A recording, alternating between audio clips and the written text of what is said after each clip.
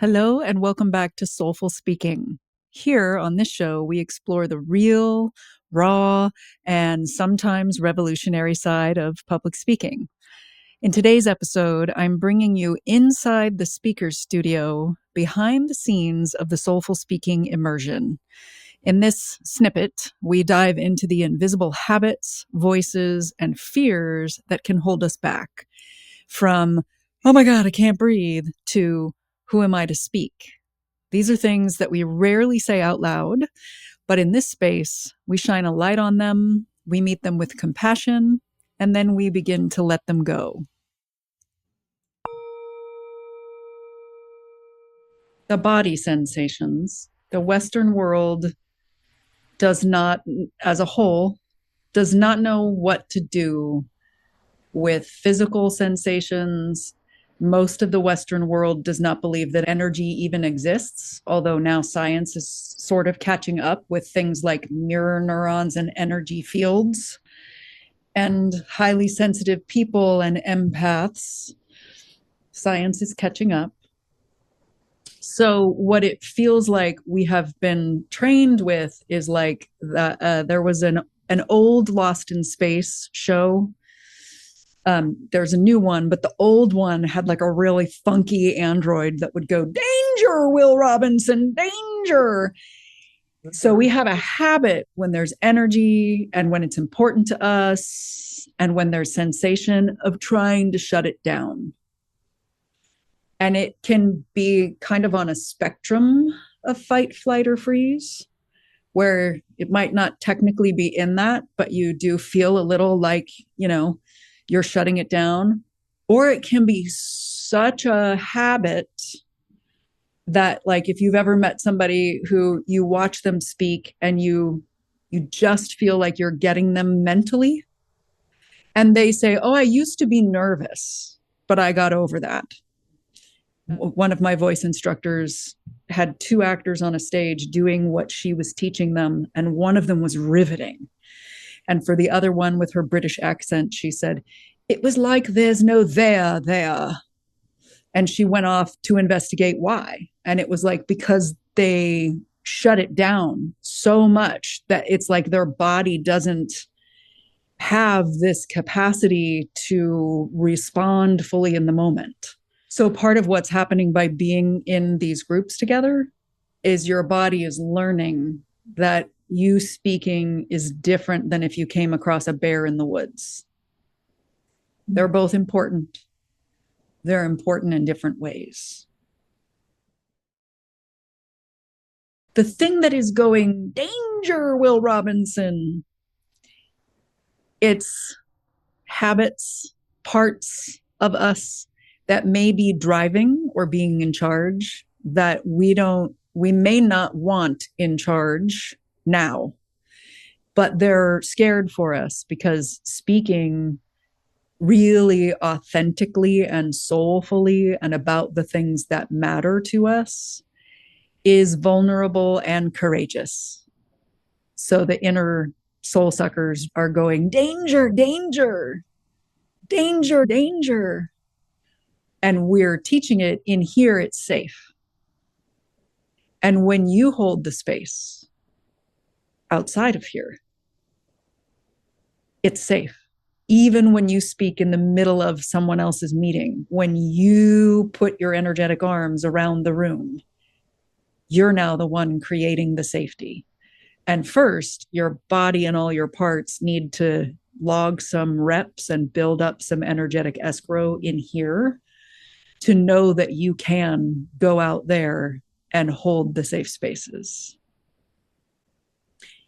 And it sometimes is helpful to name what you're releasing from driving or being in charge that no longer serves you.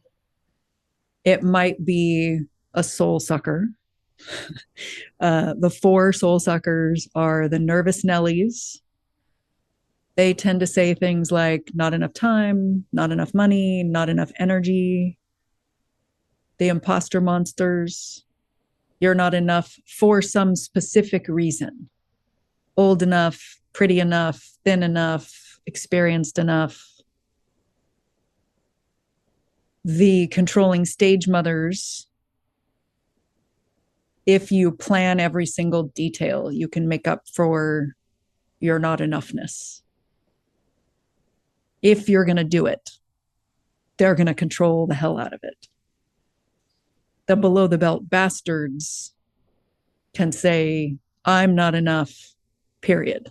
No one cares what I have to say.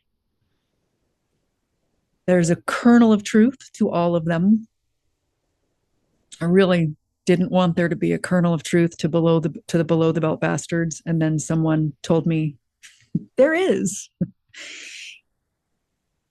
The imposter monsters' kernel of truth is they're saying you're different.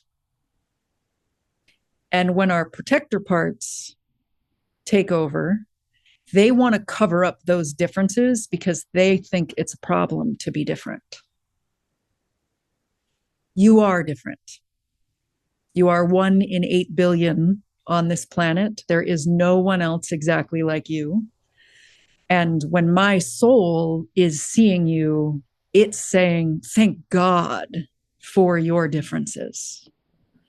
You are here to bring something that no one else can bring in a way that no one else can bring it.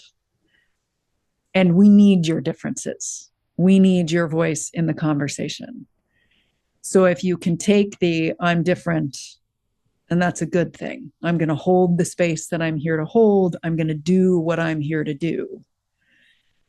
That's the shift. And then start looking for the room changing in the way that you know you hold it. The below the belt bastards are saying no one cares what you have to say. The kernel of truth is that somebody doesn't or didn't care. And the didn't care might be like the legacy of some stuff in our past, which makes it triggering when it seems like someone in the room doesn't care. And we start to like, at least I will out myself. I have been very guilty of focusing on the one person in the room who seems to be not vibing with me, looking at me like I'm nuts, and like honing in and trying to make them get it. And someday, I think someone said to me, who are you trying to convince, them or you? And it was like, I'm trying to convince myself through them, or I'm trying to convince my father about mother, very intuitive, father, very rational, totally confusing. When we can release the protectors from driving, then we can open up into, yeah, I'm not for everybody. There are other speaking coaches that some people are going to vibe with and not me. And I'm still going to hold the space for them to jump into this pool of what I believe is the better way to do it. But it becomes like, great, because out of the 8 billion people on the planet, there are a lot of speaking coaches. If everybody of the 8 billion people on the planet were all my clients, something would need to change with how I do things. So somebody in the room might not care. And it's not about you. There's nothing to fake, nothing to protect yourself from. You're just not their person. Focus on the ones who are. What if all that stuff you feel wasn't a flaw, but a doorway? What if the sensations, the energy, and the soul suckers were just signs that something sacred is trying to come through? You don't have to fight it. You just need to hold space for it. It can be messy, and it's also magical and utterly human. Thanks for listening to this Inside the Speaker's Studio snippet from the Soulful Speaking Immersion. And please take a moment and share this with someone. That sharing is how we spread the magic.